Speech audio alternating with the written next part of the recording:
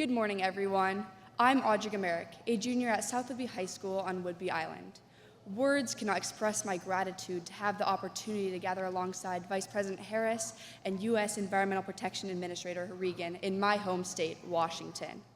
I'm ecstatic to hear the recent news that my district, South Whidbey School District, was granted our very own electric school bus through the bipartisan infrastructure law, and I hope this is the first of many. Last spring, I worked with members of a student-led nonprofit organization, United Student Leaders, to encourage our school to apply for this rebate through the U.S. Environmental Protection Agency.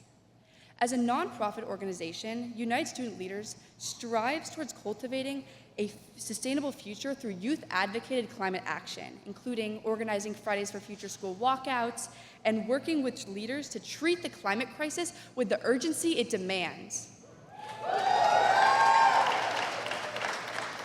And I believe the Clean School Bus program runs parallel with this goal. As a small rural island school district, we rely heavily on our yellow buses to commute us across our island to school. With bias, I have to say we might have the most beautiful bus rides in the nation. Students, however, have been directly impacted by the environmental deterioration and health concerns caused by the air pollution caused by these diesel-guzzling buses. Transitioning from fossil-fueled buses to clean energy is a step in the right direction towards ensuring a prosperous future for younger generations. But it cannot be our last. Sustainable practices such as the Clean School Bus program in American schools set a standard of climate-centered action to be mirrored throughout society. Education is at the root of systemic change. What we implement, demonstrate, and teach in our schools today will be reflected in the future of this country. I am now honored to welcome a person who has paved the way for women like me, Vice President Harris.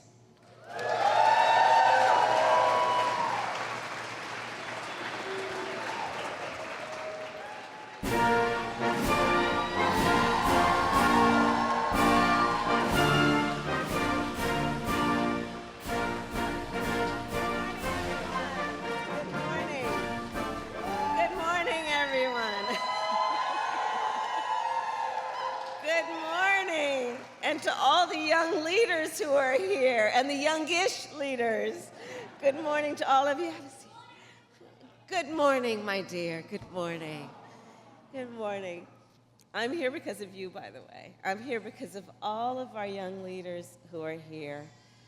It is you who has motivated the work that we are doing that is demonstrated by these beautiful yellow school buses. And so I'm just so happy to be with all of you, and to the governor, the senator, our administrator, Regan, to all of you, thank you for your leadership. Mayor, thank you for the warm welcome. So here's the thing. Who doesn't love a yellow school bus, right? Can you raise your hand if you love a yellow school bus, right? There's something about and most of us, many of us went to school on the yellow school bus, right? And it's part of our experience growing up. It's part of a nostalgia and a memory of the excitement and joy of going to school, to be with your favorite teacher, to be with your best friends, and to learn. The school bus takes us there. And in America today, 25 million children a day go to school on the yellow school bus. 25 million children a day. And today, 95% of our school buses are fueled with diesel fuel, which contributes to very serious conditions that are about health and about the ability to learn. So when I think about what the experience should be for our children of going to school on the school bus, I think about the fact that it should be about maximizing that experience for them, understanding that this bus symbolizes so much about our collective investment in our future, because of course it is about our investment in our children, in their health, and in their education. And in that way, our electric school bus program really does represent an intersection of all those points, on top of the importance of investing in domestic manufacturing. We all know when, during the height of the pandemic, we saw what it means when we don't have domestic manufacturing around the things that we need every day. It slows us down. We know that domestic manufacturing means that we can create jobs right here in the United States.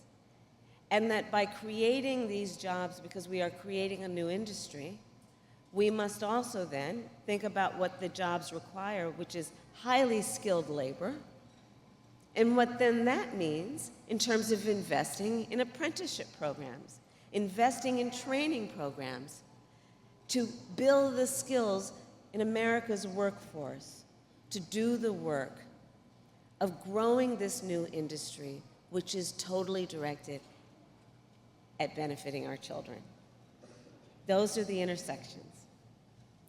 So that's why I'm so excited about these electric school buses. And when I think about what we have been able to do through the infrastructure law, what it means is that we have now invested, and that's the announcement today, $5 billion over the next 5 years. What we are doing today is the first of those $1 billion, $1 billion, through grant proposals from the 50 states, distributing to the 50 states an investment for their ability, starting the next school year, to roll these buses out, to pick up our kids and take them to school. That's our announcement today.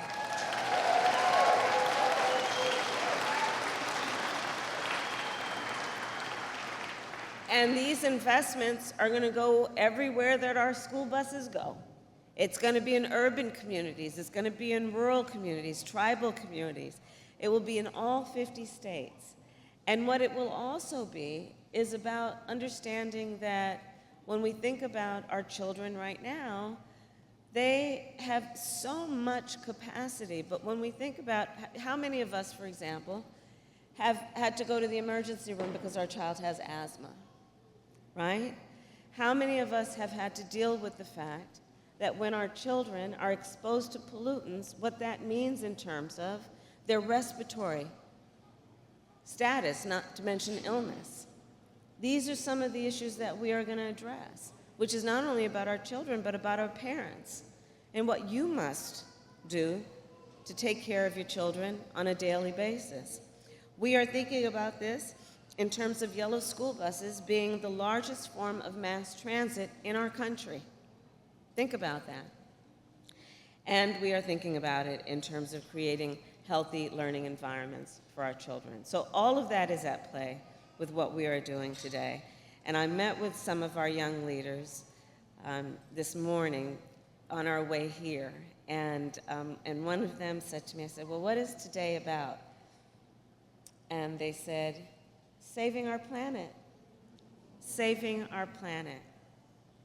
So the youngest of our children understand not only their power, but the importance to them of saving our planet. And I guess that's what brings it home in terms of the concluding point. We owe it to our children to right now take these issues very seriously. The clock is ticking loudly. We are witnessing around our country and around the world the effects of extreme climate. There is a direct correlation that, thankfully, as we progress as a nation, is not being debated, which is the correlation between all of that and human behaviors. And so what we are announcing today, and what we are as a community of friends and parents and leaders, what we're announcing today is a step forward in our nation's commitment to be a leader on these issues, to reduce greenhouse gas emissions, to invest in our economy, to invest in job creation, to invest in building the skills of America's workforce, all with, as that young leader this morning said to me, a goal of not only saving our children, but for them, saving our planet. I thank you all very much.